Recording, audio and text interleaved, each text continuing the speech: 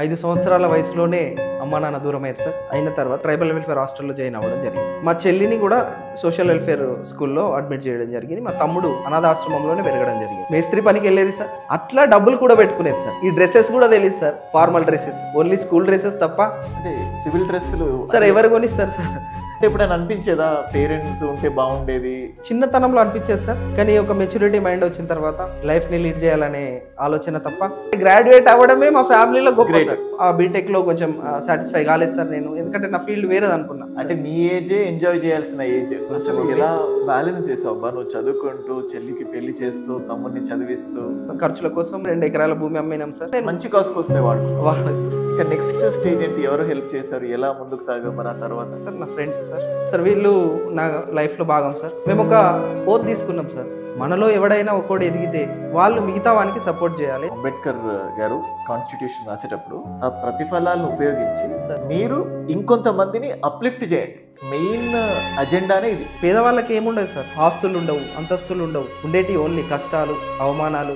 ఆ బాధల్ని అధిగమించాలంటే ఒకే ఒక సోర్స్ సార్ పేదవాళ్ళకి, విద్యనే, చదివే సార్. గ్రూప్ 1కి ఎందుకు రావాలనిపించింది? గ్రూప్ 2 నుండి కన్వర్ట్ అవ్వడానికి నాకు మెయిన్ మోటివేషన్ సార్ నా భార్య సార్. ఆమె సపోర్ట్ లేకపోతే నేను పంచాయత్ సెక్రటరీగానే ఉండిపోయాను సార్. సో ఆమె లేకపోతే ప్రజెంట్ ఇక్కడ నేను లేను సార్. ఆర్ఫన్గా ఉన్నా కానీ మంచి ఫ్యామిలీ పొందగలిగాం. గవర్నమెంట్ స్కూల్లో చదివి ఫస్ట్ మోటివేషన్ నాకు అక్కడ నుండి స్టార్ట్ అయింది అనుకుంటా సార్. స్ట్రగుల్ని ఫేస్ చేసినప్పుడు సొల్యూషన్ని వెతుక్కుంటూ ఇక్కడి వరకు రావడం జరిగింది సార్. గత 6 సంవత్సరాల నుంచి పంచాయతీ కార్యదర్శిగా కూడా పనిచేస్తున్నా సార్. ఈ పాజిటివ్ రిజల్ట్స్ నన్ను ఇంకా మోటివేట్ చేసింది sir. He never expected for any sympathy. ఇప్పుడు ఒక ఆల్మోస్ట్ గ్రూప్ 1 అధికారి కాబోతున్నాడు.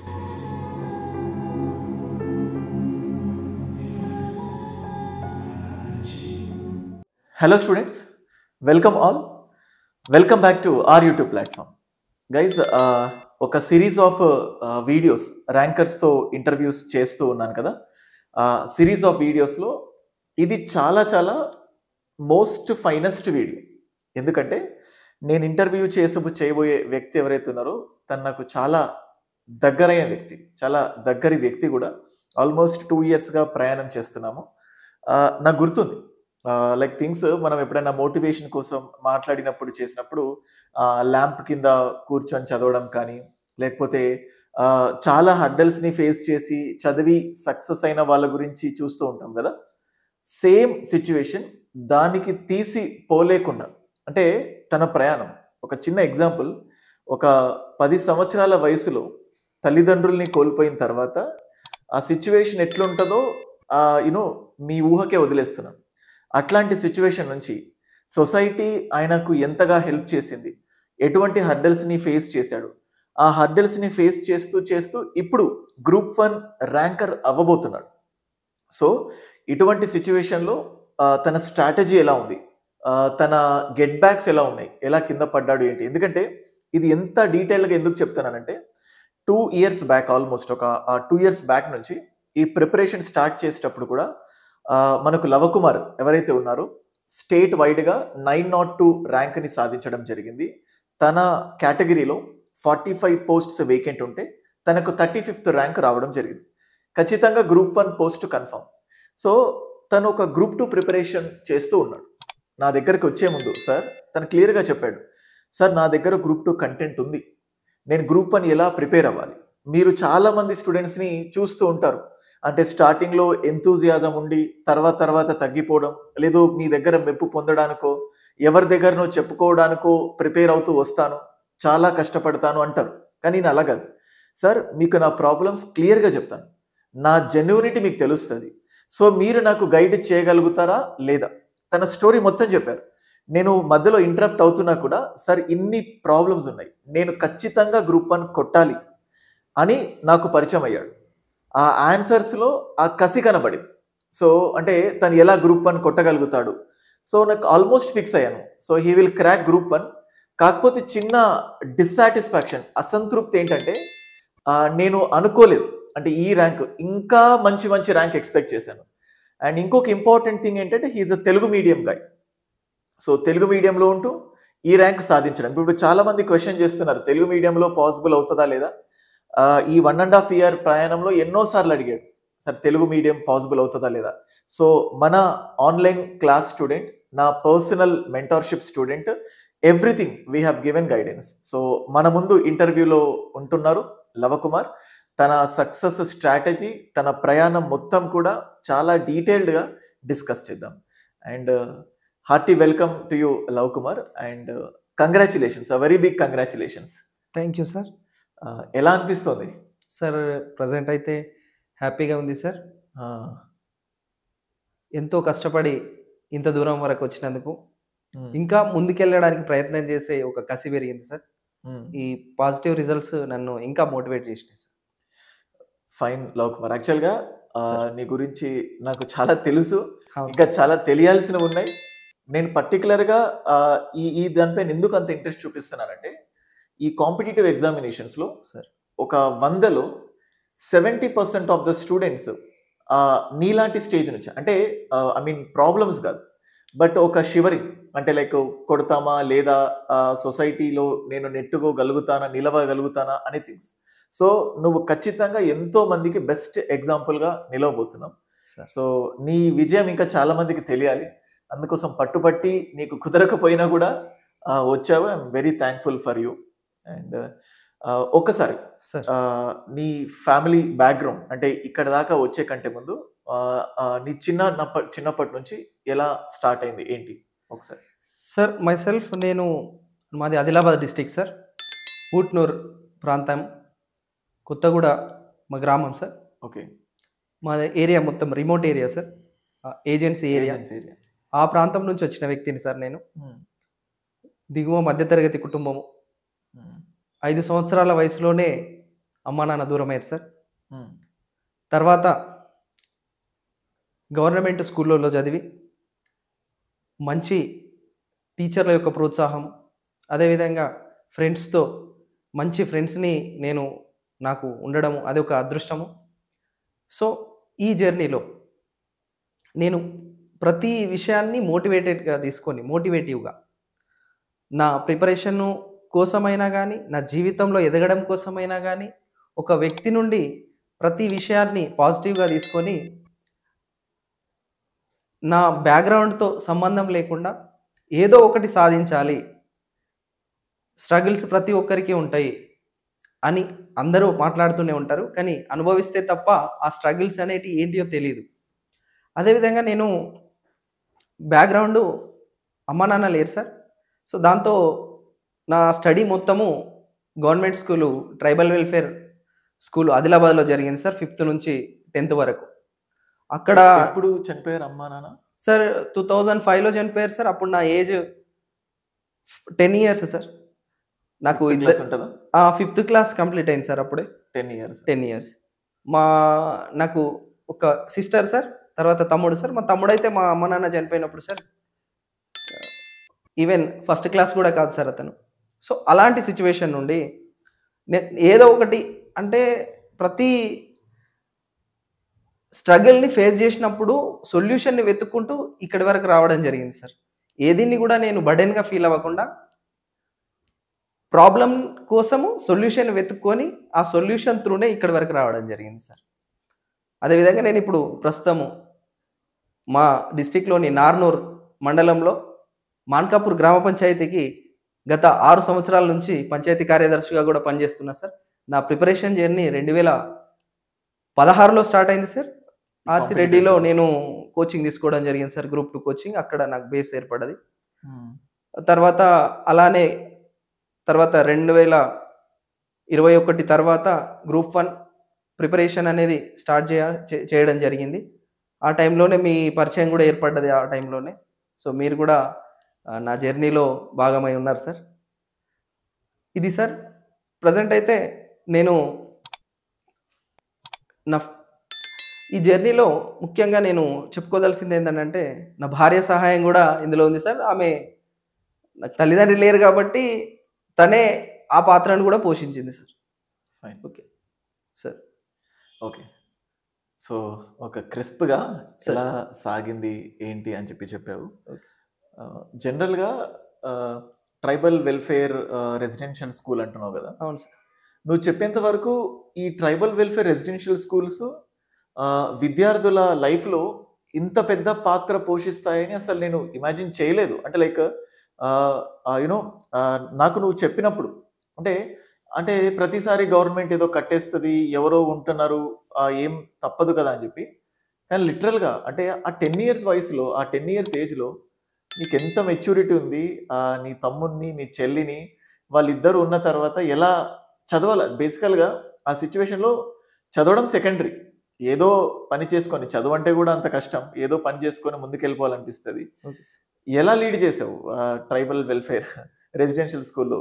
సార్ ఫస్ట్ మోటివేషన్ నాకు అక్కడి నుండే స్టార్ట్ అయింది అనుకుంటా సార్. అక్కడ మా సోషల్ టీచర్ ఉండే సార్, కేవీఎస్ సార్ అని.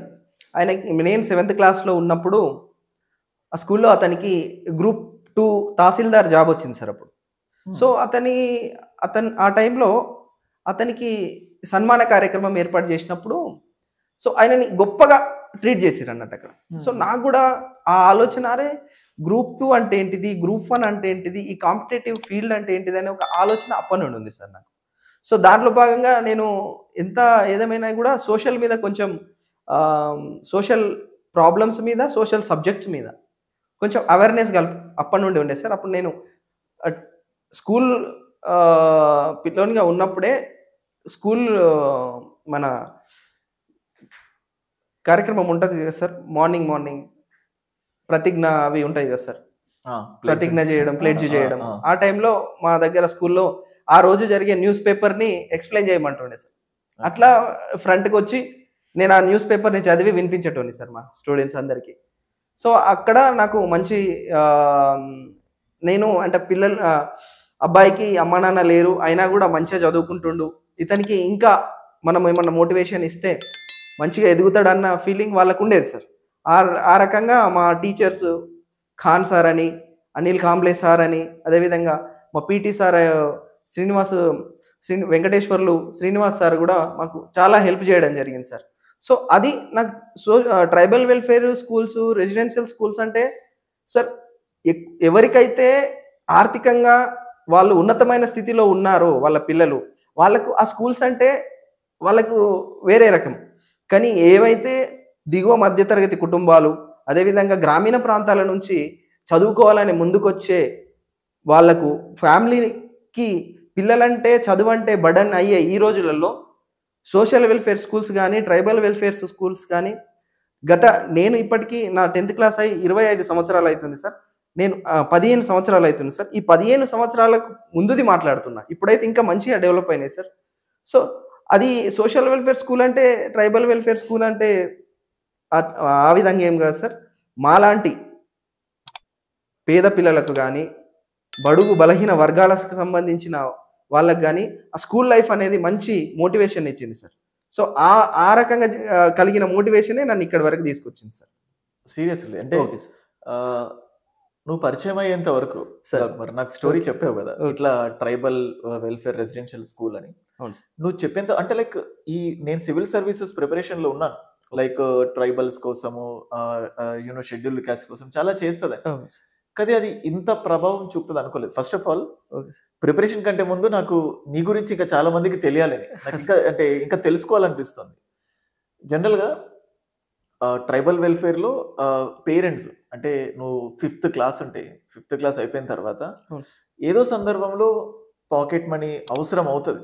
సరే, ఆ ట్రైబల్ వెల్ఫేర్ రెసిడెన్షియల్ స్కూల్లో ఫుడ్, బెడ్ అన్ని ఇస్తారు. అన్ని ఇచ్చినా కానీ ఏదో కొనాలనిపిస్తుంది, ఏదో తినాలనిపిస్తుంది. లేకపోతే ఫెస్టివల్స్ వచ్చినప్పుడు అంటే నీ మైండ్ సెట్ అంటే ఎవరు లేరు. అంటే ఇప్పుడు పేరెంట్స్ ఉన్నప్పుడు రిలేటివ్స్ అంతా ప్రేమ, ఆప్యాయతలు ఇవన్నీ ఉంటాయి. బట్ వాళ్ళు దూరం అయిపోయిన తర్వాత అసలు ఆ లైఫ్ని ఎలా లీడ్, ఇప్పుడు ఒక్కడివి కాదు, తమ్ముడు, చెల్లి, అసలు ఎలా మేనేజ్ చేసుకున్నావు అసలు ఇదంతా? సార్, మా అమ్మ నాన్న ఎక్స్పైర్ అయిన తర్వాత నేను 10 ఇయర్స్ ఆఫ్ ఏజ్ నుంచి అయిన తర్వాత నేను హాస్టల్లో ఈ ట్రైబల్ వెల్ఫేర్ హాస్టల్లో జాయిన్ అవ్వడం జరిగింది. తర్వాత ఈ ప్రాసెస్లో మా చెల్లిని కూడా సోషల్ వెల్ఫేర్ స్కూల్లో అడ్మిట్ చేయడం జరిగింది. మా తమ్ముడు ఎయిమ్ ఫర్ సేవ అనే ఒక స్వచ్ఛంద సంస్థ ద్వారా అనాథాశ్రమంలోనే పెరగడం జరిగింది ఇంటర్మీడియట్ వరకు. అయితే ఈ జర్నీలో నేను స్కూల్ జర్నీ 5th నుంచి 10th క్లాస్ వరకు సమ్మర్లో ఇంటికి వచ్చిన తర్వాత మా పెద్దమ్మ కానీ మా పెద్దమ్మ దగ్గర మా అన్నయ్య రాజేందర్ ఆయన దగ్గర వాళ్ళకు కూడా మా పెదనాన్న కూడా ఎక్స్పైర్ అయ్యారు. వాళ్ళకు కూడా ఆర్థికంగా వాళ్ళు కూడా స్ట్రగుల్స్ ఫేస్ చేస్తున్న సమయం అది. ఆ టైంలో వాళ్ళ దగ్గర మేము షెల్టర్ తీసుకోవడం జరిగింది. ఎలా అంటే సమ్మర్లో కానీ హాలిడేస్లో కానీ వచ్చినప్పుడు వాళ్ళ ఇంట్లో స్టే చేయడము, తర్వాత హాస్టల్ హాలిడేస్ పీరియడ్ అయిపోయిన తర్వాత వెళ్ళిపోవడం హాస్టల్స్కి. సో ఈ మధ్యలో ఆర్థికంగా నేను అప్పుడు ఉన్న ఏజ్లోనే సార్ నేను మేస్త్రి పనికి వెళ్ళేది సార్. నాకు ఒక 150 రూపీస్ కూలీ ఉంటే నాకు ఒక 50 రూపీస్ ఇచ్చేది సార్, చిన్నపిల్లోడని తక్కువ పని చేస్తాడని అట్లా. అదేవిధంగా మా ఆదిలాబాద్ ఏరియాలో సార్ అప్పుడు తునికాకు సేకరణ ఎక్కువ ఉంటుండే సార్. తునికాకు అని అంటే తెలుసే కదా సార్. సో అది బీడీలు చేస్తారు సార్ అది. సో ఆ తునికాకు సేకరణకి వెళ్తుండే సార్. వెళ్ళినప్పుడు అప్పుడు చిన్న పిల్లలం కదా సార్ మేము, మాకు డైలీ 20 రూపీస్ ఇచ్చేది సార్. ఆ తునికాకులను మరల్చాలి అంటే ఎండబెట్టడం కోసం. వన్ సైడ్ 1 డే అది ఎండిన తర్వాత మళ్ళీ దాన్ని తిప్పితే మళ్ళీ తర్వాత ఆ లేయర్ ఎండుతుంది. సో అట్లా డైలీ వెళ్తే డైలీ ఈవినింగ్ వర్క్ చేసుకుంటే 20 రూపీస్ వచ్చేది సార్. అట్లా డబ్బులు కూడా పెట్టుకునేది సార్. అట్లా డబ్బులు కూడా పెట్టుకొని నా అవసరాలను తీర్చుకోవడం జరిగింది సార్. అదేవిధంగా అప్పుడప్పుడు ఎంతో కొంత మా రిలేటివ్స్ కానీ ఎవరైనా మా అన్నయ్య వాళ్ళు కానీ అవసరానికి 100-200 రూపాయలు ఇస్తే వాటిని దాచిపెట్టుకొని నేను నా నెససరీస్ని పూర్తి చేసుకోవడం జరిగింది. అదేవిధంగా నాకు సార్ మీరు ఆశ్చర్యపోతారు ఏంటిదని అంటే, నేను 10th క్లాస్ వచ్చే వరకు సార్ నాకు ఈ డ్రెస్సెస్ కూడా తెలియదు sir. Formal dresses only school dresses తప్ప. నేను హాస్టల్ నుంచి ఇంటికి వస్తే ఆ స్కూల్ డ్రెస్ మీదనే వస్తుండే సార్. అంటే సివిల్ డ్రెస్సులు సార్ ఎవరు కొనిస్తారు సార్? ఎవరు మనకు డ్రెస్సు మ్యాక్సిమం 9 months స్కూల్లోనే ఉండేది కదా సార్. హాలిడేస్కే ఇంటికి వచ్చేది. సో ఆ టైంలో ఈ స్కూల్ యూనిఫామ్ కూడా గవర్నమెంటే ఇస్తుంది సార్. గవర్నమెంటే ఇస్తుండే. ఈవెన్ బస్ ఛార్జెస్ కూడా అప్పుడు మాకు కాస్మెటిక్ ఛార్జెస్ కూడా ఇస్తుండే సార్. అప్పుడు అసలుకి సార్ అదని పండగలకి పిల్లలు వెయిట్ చేస్తూ ఉంటారు, నాన్న కొత్త బట్టలు కొనిస్తాడు. లేకపోతే నేను హాస్టల్లోనే చదివాను, బట్ ప్రైవేట్ స్కూల్. ఎప్పుడైనా పండుగలు వచ్చినప్పుడు కొత్త వెరైటీస్ కానీ కొత్త డ్రెస్ కానీ, అంటే ఆ పిల్లలు ఉన్నప్పుడు ఆశ అభిరుచి అనేది ఉంటుంది. అసలు నువ్వు చెప్తుంటే ఆ 10th క్లాస్ వరకు సివిల్ డ్రెస్సే లేదు, స్కూల్ డ్రెస్ అంటే ఐ కెన్ ఇమాజిన్ అసలుకి ఎలా. అంటే ఇప్పుడు అని అనిపించేదా పేరెంట్స్ ఉంటే బాగుండేది, నా లైఫ్ బాగాలేదు అంటే? అది చిన్నతనంలో అనిపించేది సార్, కానీ ఒక మెచ్యూరిటీ మైండ్ వచ్చిన తర్వాత లైఫ్ని లీడ్ చేయాలనే ఆలోచన తప్ప, నా పేరెంట్స్ అంత చిన్న వయసులో చనిపోయారు, నేనేం చేయలేను, నాతోనేం కాదు అనే ఆలోచన నుంచి బయటపడ్డా సార్ నేను. ఆ బేసిక్ నెసెసరీస్ ఇప్పుడు తర్వాత మంచి పొజిషన్లో ఉన్నప్పుడు యాజ్ ఇట్ ఈజ్ వచ్చేస్తాయి సార్. అప్పుడు ఆ చిన్న ఏజ్లో ఏదైనా ఫంక్షన్స్కి వెళ్ళినప్పుడు కానీ కొంచెం నామూషి అనిపించేది సార్. కానీ ఇక అప్పుడు చిన్న ఏజ్, మనకు ఆర్థికంగా మా ఫ్యామిలీలో కూడా ఈవెన్ నేను చెప్పాలంటే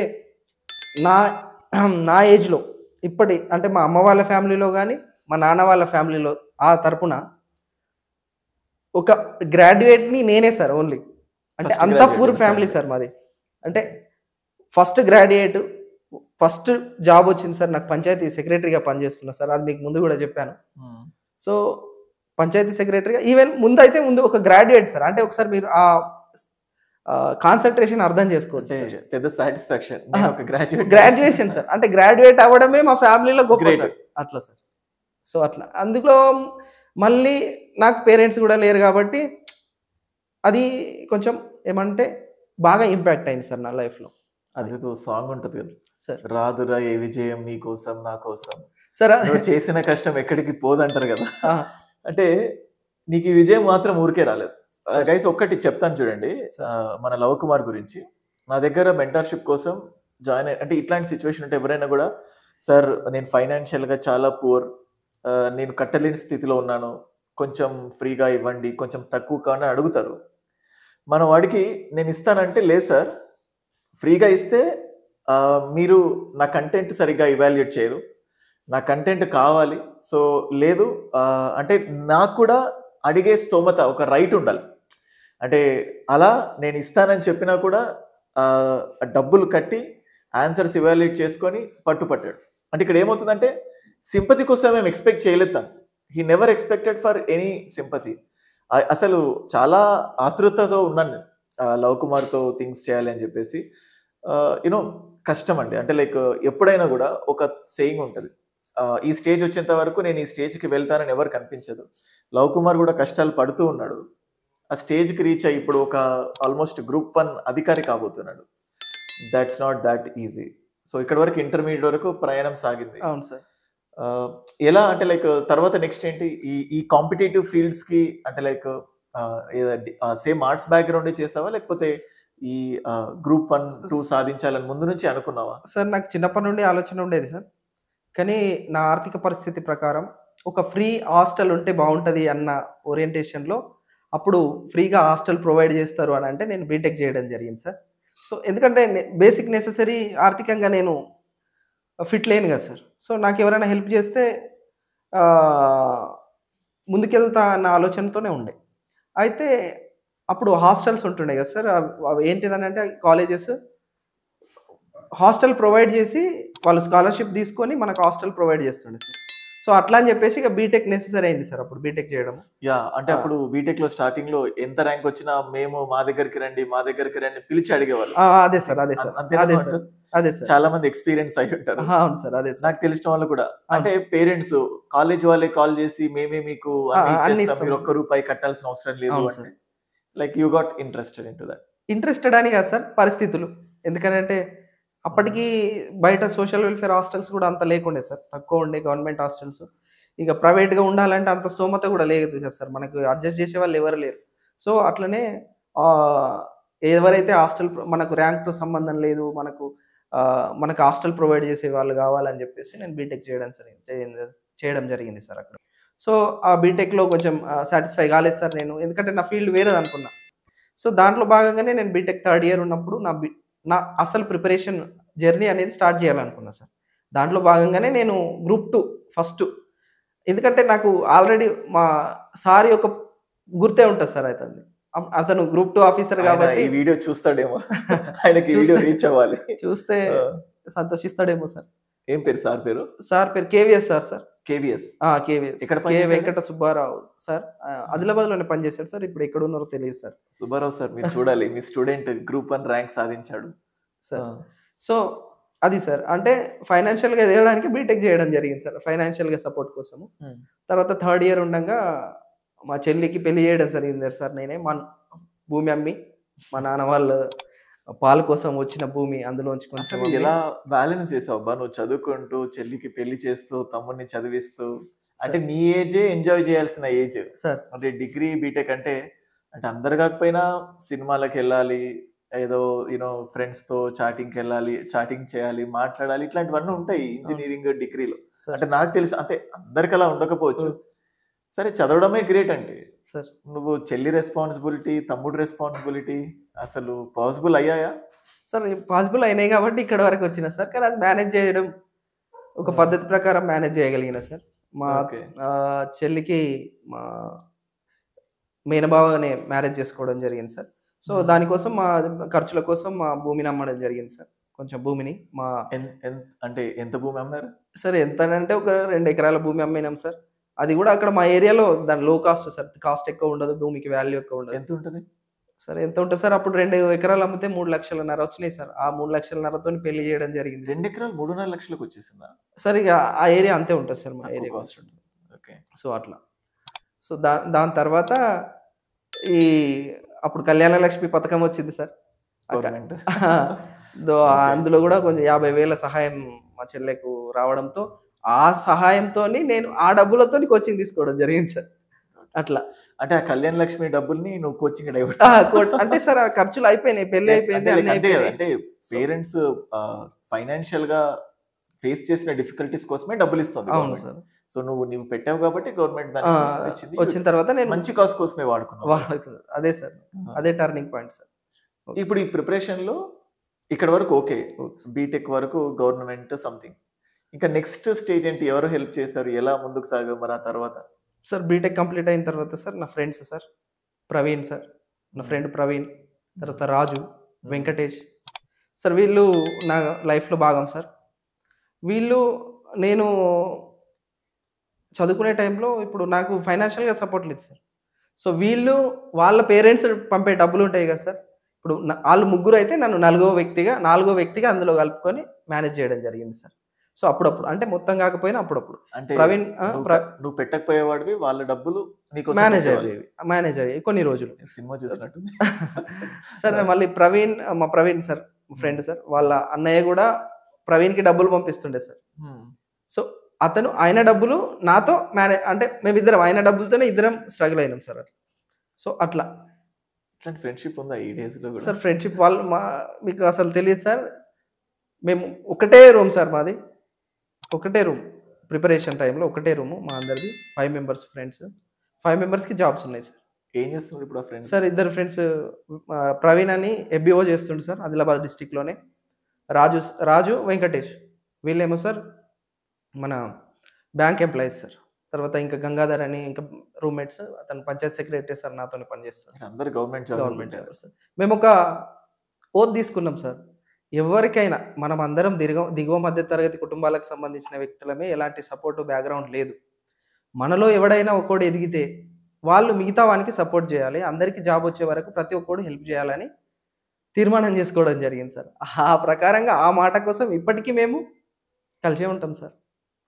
ఇంకోటి తెలుసా, ఇప్పుడు మీరు చెప్పారు కదా సార్. అంబేద్కర్ గారు కాన్స్టిట్యూషన్ రాసేటప్పుడు ఈ రిజర్వేషన్స్‌కి సార్. మెయిన్ అజెండానే ఇది మీరు అనుకుంటారు. సార్. అంటే రిజర్వేషన్ ప్రతిఫలాల్ని ఉపయోగించిన వర్గం వ్యక్తులు ఎవరైతే ఉంటారో సార్.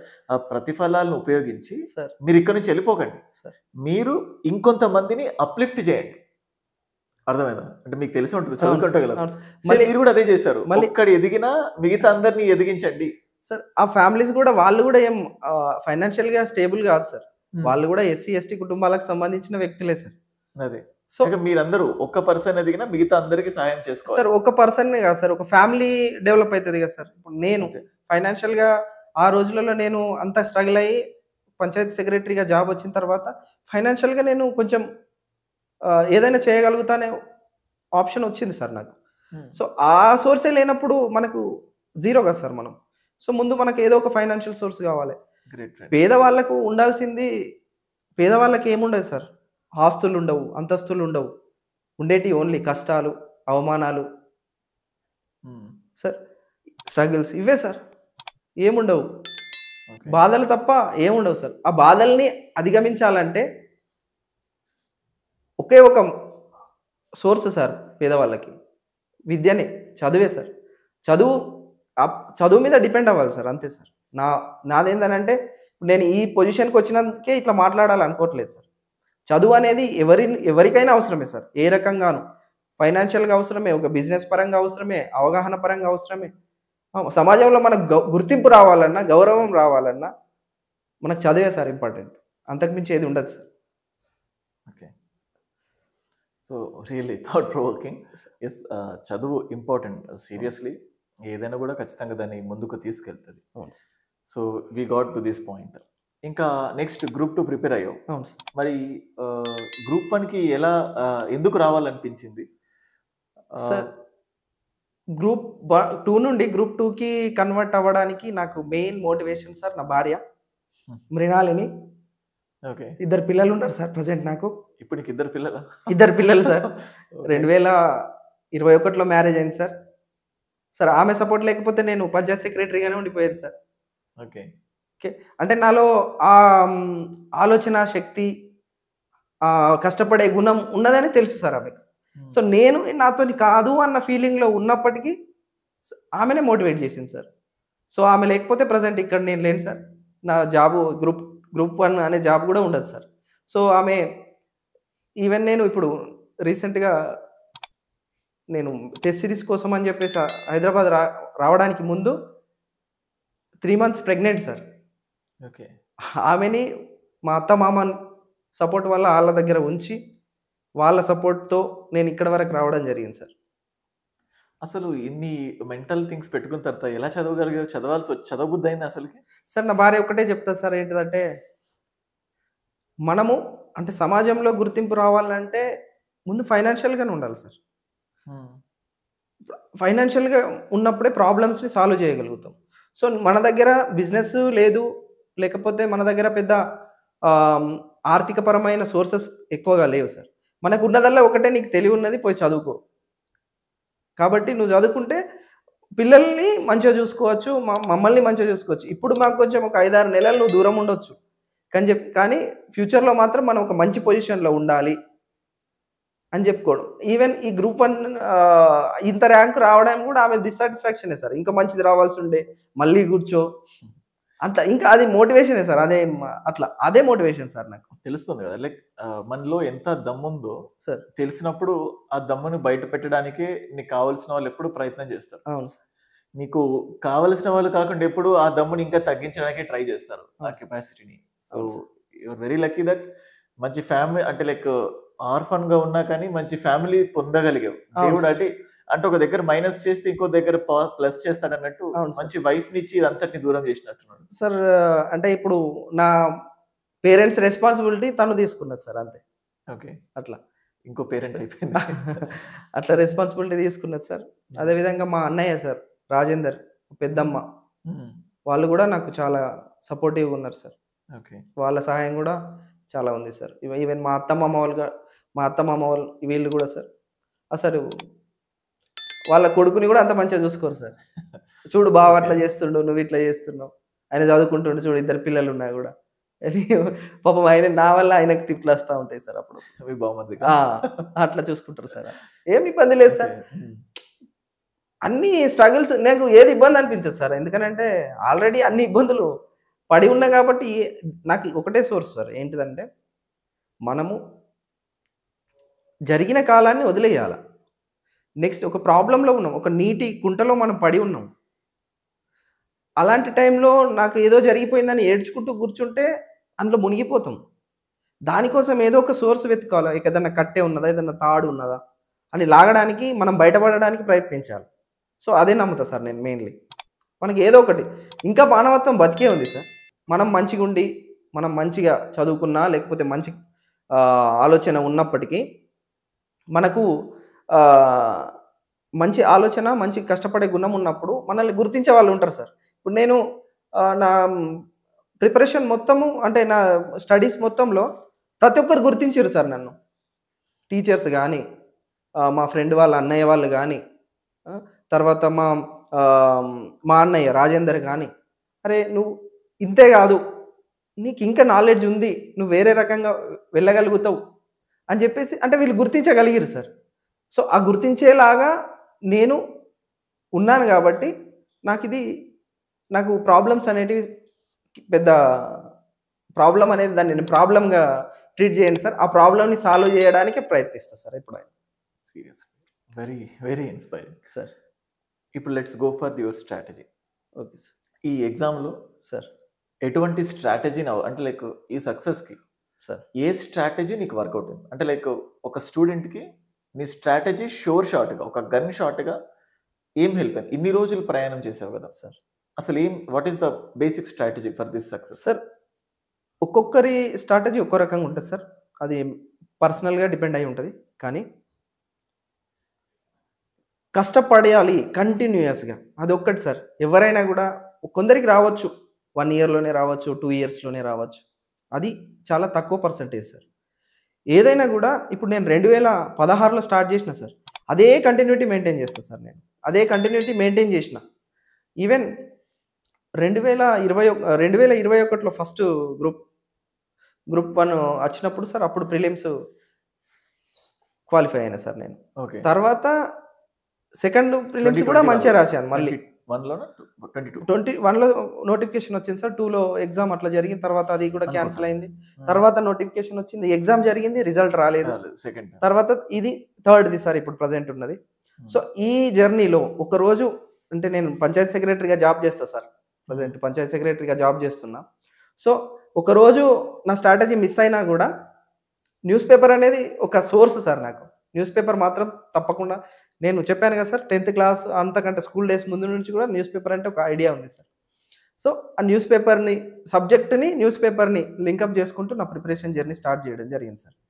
మెయిన్గా ఏ ఎగ్జామ్ అయినా సార్ కావాల్సింది ముందు సిలబస్ని కంఠస్థం చేసుకోవాలా. మనము 2 ఎక్కం 2, 2 4 అన్నట్టు ఎట్లా మనం చిన్నప్పుడు ఎప్పుడుదో మన బై హార్ట్ చేసుకుని ఉంటాం కదా సార్, అట్లనే మన ఏ ఎగ్జామ్ గ్రూప్ 2 కానీ గ్రూప్ 3 కానీ గ్రూప్ 1 కానీ యూపీఎస్సీ కానీ లేకుంటే స్టేట్ గవర్నమెంట్ ఇచ్చిన డిఎస్సీలే కానీ లేకపోతే ఏదైనా దానికి సంబంధించిన సపరేట్ స్ట్రాటజీ మెయింటైన్ చేయాలంటే పక్కా సిలబస్ కాపీ అనేది పక్కా దగ్గర ఉంచుకోవాలి సార్. ఆ సిలబస్ కాపీని దగ్గర పెట్టుకొని దాని ఓరియంటేషన్లోనే మనం ప్రిపరేషన్ స్టార్ట్ చేస్తే మనకి బయట ఏదైనా ఇష్యూ జరిగినప్పుడు, ఈవెన్ ఒక ఎగ్జాంపుల్ ఏదన్నా రాష్ట్రపతికి సంబంధించిన ఒక విషయం చర్చ జరుగుతుంది అనుకోండి, రాష్ట్రపతి ఎలక్షన్స్ ఉన్నాయి, ఓకే, ఆ రాష్ట్రపతి ఎలక్షన్స్ జరుగుతున్నప్పుడు న్యూస్ పేపర్లో కొన్ని ఆర్టికల్స్ కానీ లేకపోతే కొన్ని న్యూస్ వస్తాయి, దాన్ని మన సబ్జెక్ట్తో లింకప్ చేసుకున్నాం అనుకోండి, ఆ రోజు ఆ న్యూస్ పేపర్ కరెంట్ అఫైర్సా లేకపోతే ఆ కాన్సెప్ట్ కంప్లీట్ అవుతుంది, ఈ సిలబస్ కంప్లీట్ అవుతుంది. సో అది ఎట్లా తెలుస్తుంది? ఆల్రెడీ నీకు సబ్జెక్టు అరే ఈ రాష్ట్రపతి గురించి పాలిటీ సబ్జెక్ట్లో ఉన్నది కాబట్టి రాష్ట్రపతికి సంబంధించిన అంశాలు మనకు ఎగ్జామ్లో యూజ్ అవుతాయి అనుకున్నప్పుడే నీకు అది ముందే తెలిసి ఉంటేనే నువ్వు దాని మీద అవగాహన ఏర్పాటు చేసుకుంటావు సార్, లేకపోతే లేదు. సో అట్లా ప్రిపరేషన్ ముందు స్టార్ట్ చేయాలంటే కావాల్సింది ముందు సిలబస్ని కంఠస్థం చేసుకోవాలి సార్. అది సార్ సిలబస్. అండ్ నెక్స్ట్ సిలబస్కి థింగ్స్ దానికి రిలేటెడ్ బుక్స్ చదువుకోవడం. అవును sir, so first thing syllabus and next is current affairs. ఇది కంపల్సరీ అంటారు సార్. కరెంట్ అఫైర్స్ నా స్ట్రాటజీ వేరే ఉంటుండే సార్. కరెంట్ అఫైర్స్ లాగా నేను ట్రీట్ చేయండి సార్. అది ప్రతి సబ్జెక్ట్ని లింకప్ చేసే ఒక బేసిక్ సోర్స్ సార్.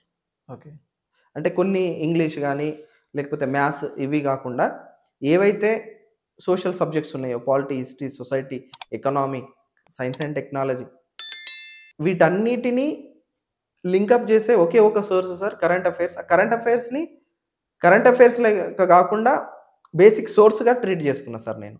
ఈవెన్ నేను ఇప్పుడు మీరు నా ఆన్సర్స్ అవాల్యుయేట్ చేసినప్పుడు మీరు కూడా చెప్పారు సార్, పేపర్ మీరు కూడా చూశారు కదా సార్. అవును, నేను ప్రతి క్వశ్చన్కి ఒక కరెంట్ అఫైర్స్ ఏంటంటే నీకు చెప్పాను ఆల్రెడీ సార్. కొన్నిసార్లు యాజ్ ఎ ఫ్యాకల్టీ పాలిటీ చెప్పినప్పుడు కరెంట్ అఫైర్స్ అప్డేట్ కావాలి. నీ పేపర్ చూసిన తర్వాత ఏంట్రా బాబు ఇన్ని కరెంట్ అఫైర్స్ వచ్చాయా అంటే నేను నేర్చుకున్నాను. అంటే లైక్ దీస్ మెనీ థింగ్స్, అంటే కొన్ని కరెంట్ అఫైర్స్ ఎంత ఉన్నా కానీ ఇంత కరెంట్ అఫైర్స్ ఎలా యాడ్ చేయగలుగుతున్నావు అంటే అది గుర్తు రావడమే గ్రేట్. అప్పుడు అదే అనుకున్నాను, ఎలా అందుకే ఫస్ట్ వీళ్ళందరూ కావాలి, ఎలా నువ్వు లింక్ చేయగలిగినావు కరెంట్ అఫైర్స్ సార్. కరెంట్ అఫైర్స్ని బట్టి పట్టడం కాదు సార్, చదవాలా, కంటిన్యూ అవ్వాలి. ఈరోజు జరిగింది రేపు కూడా కంటిన్యూ అవుతుంది సార్. ఒక ఇష్యూ ఈరోజు న్యూస్లో ఉందంటే ఒక 2-3 రోజులు కంటిన్యూ అవుతుంది.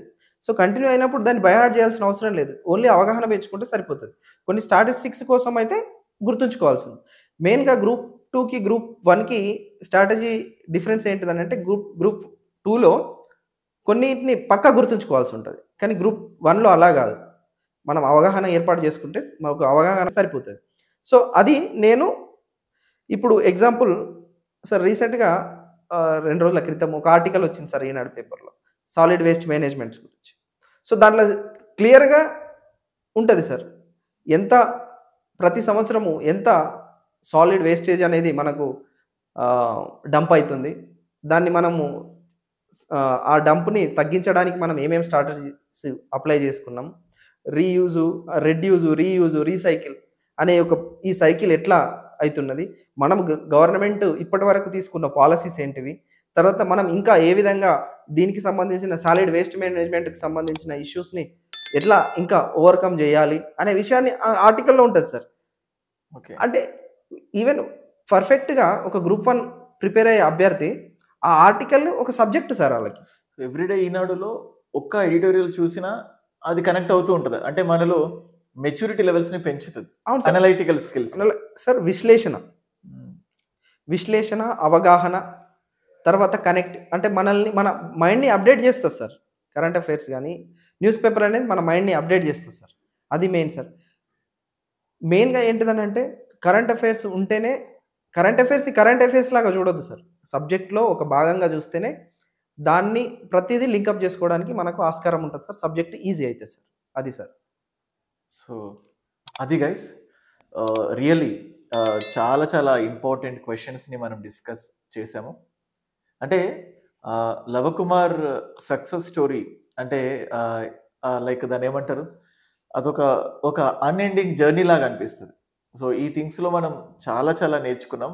అంటే నాకు తెలుసు ఆన్సర్స్ ఇవాల్యుయేట్ చేస్తున్నప్పుడు అంటే స్టార్టింగ్లో తను ఎదుర్కొన్న ప్రాబ్లమ్స్, గ్రూప్ 1 సాధించడం ఇట్స్ నాట్ దాట్ ఈజీ. కానీ ఏంటంటే హోప్ ఎప్పుడు కూడా మిస్ చేసుకోకూడదు. We should never loose any hope for anything.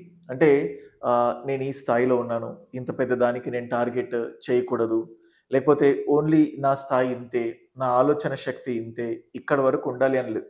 తను చెప్పింది చూస్తుంటే తన ప్రాబ్లమ్స్ ఎలా ఉన్నాయంటే, ఒక సీక్రెట్ అని ఒక నావెల్ ఉంటుంది. నువ్వెప్పుడు పాజిటివ్ దృక్పథంతో ఉంటే సమాజం మొత్తం, ఈ ఎన్వైరన్మెంట్ మొత్తం నీకు సహకరించి నిన్ను ముందుకు నెట్టేస్తూ ఉంటుంది, ముందుకు తీసుకెళ్తూ ఉంటుంది అన్నట్టు. చిన్నప్పటి నుంచి పేరెంట్స్ నీ కోల్పోయిన తర్వాత రెసిడెన్షియల్ స్కూల్లో తను చదవడం. సో 10th క్లాస్లో అంటే జనరల్గా ప్రైవేట్ స్కూల్లో 500 రావడమే చాలా గొప్ప. ఇప్పుడంటే గ్రేడింగ్ సిస్టమ్స్ అయిపోయాయి. 536 537 మార్క్స్ వచ్చాయి. అంటే ఆ సిస్టంలో పేరెంట్స్ అన్ని కొనిచ్చి, నీకు ఫస్ట్ ర్యాంక్ వస్తే సైకిల్ కొనిస్తా, నీకు బట్టలు కొనిస్తా, నీకు టాయ్స్ కొనిస్తా, ఇంత మోటివేషన్ చేస్తేనే 500 తెచ్చుకోవడం కష్టం. ఇన్ఫ్యాక్ట్ నాకు కూడా ఆల్మోస్ట్ 520 మార్క్స్ వచ్చాయి 10th క్లాస్లో. అంటే నాకు చెప్పాల్సిన థింగ్స్ కాదు, but I have lot of comforts. 520 వచ్చాయి అప్పుడు.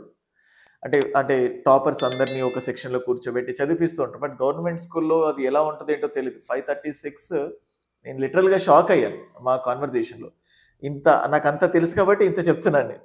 536 అయిపోయిన తర్వాత ట్రైబల్ వెల్ఫేర్ డిపార్ట్మెంటే తనకు స్కాలర్షిప్ ఇచ్చి, సోషల్ వెల్ఫేర్ డిపార్ట్మెంట్ స్కాలర్షిప్ ఇచ్చి ప్రైవేట్ కాలేజ్లో చదివించింది.